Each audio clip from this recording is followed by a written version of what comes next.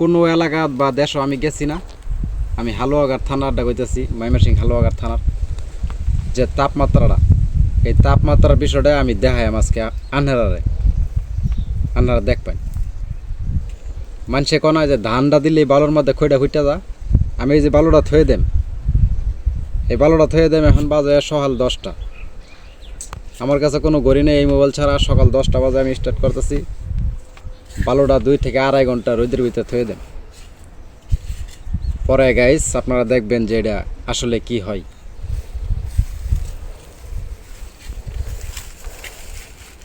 তাই আমি নির্জন একটা একবারে বন্ধে চলে আইছি, যেখানে সবসময় রোদ লাগবে। 2 থেকে আড়াই ঘন্টা বালুটা থাকার পর আমি আপনাদেরকে দেখাবো যে কি হয়।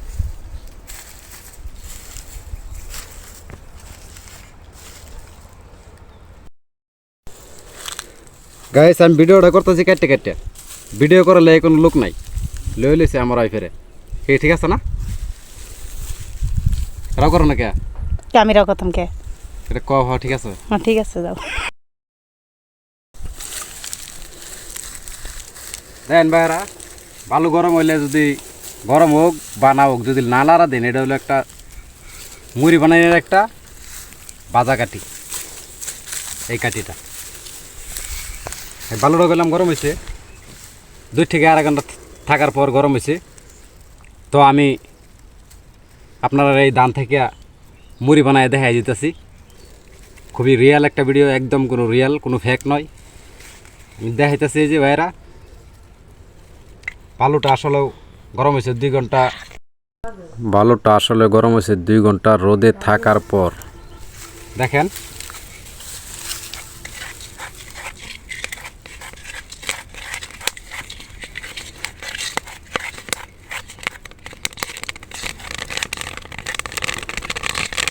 দেখেন ভাই, আজব ঘটনা, আজব একটি দৃশ্য দেখছেন, একেবারে রিয়াল, একেবারে রিয়াল ভাই। আমি 2 ঘন্টার ভিডিও 3 মিনিট এই জন্য বানাইলাম যে ভাই লং ভিডিও আমার সাথে দেখতে চাই না, অত লং। এই জন্য আমি কাটে কাটে ভাই আপনারা দেখাইতেছি। দেখেন খুবই সুন্দর। ও পাত্রটা ভালো গরম হয়ে গেছে। আমি কি দিয়ে ধরি? লুঙ্গি দিয়ে ধরি, কোনো সমস্যা নাই।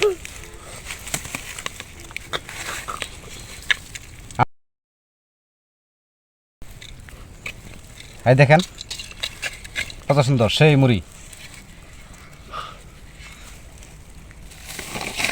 কি দিয়ে ধরো? পাত্রটা ভালো গরম হয়েছে।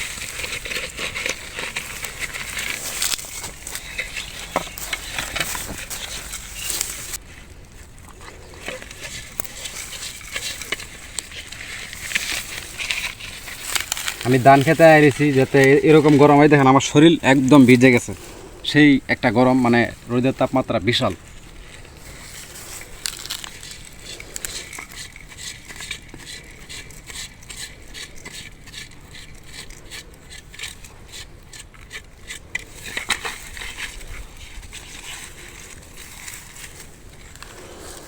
গাইস এটা কিন্তু একবারে খাওয়ার তো মুড়ি হয়ে গেছে, উপযুক্ত হয়ে গেছে গা, ধান থেকে মুড়ি। হ্যাঁ এদিকে এদিকে আনো।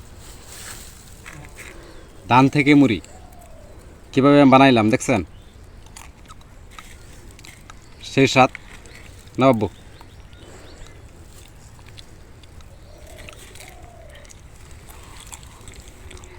ভালো লাগলো অবশ্য। সত্যি ভাই হবে যদি আপনারাও করেন।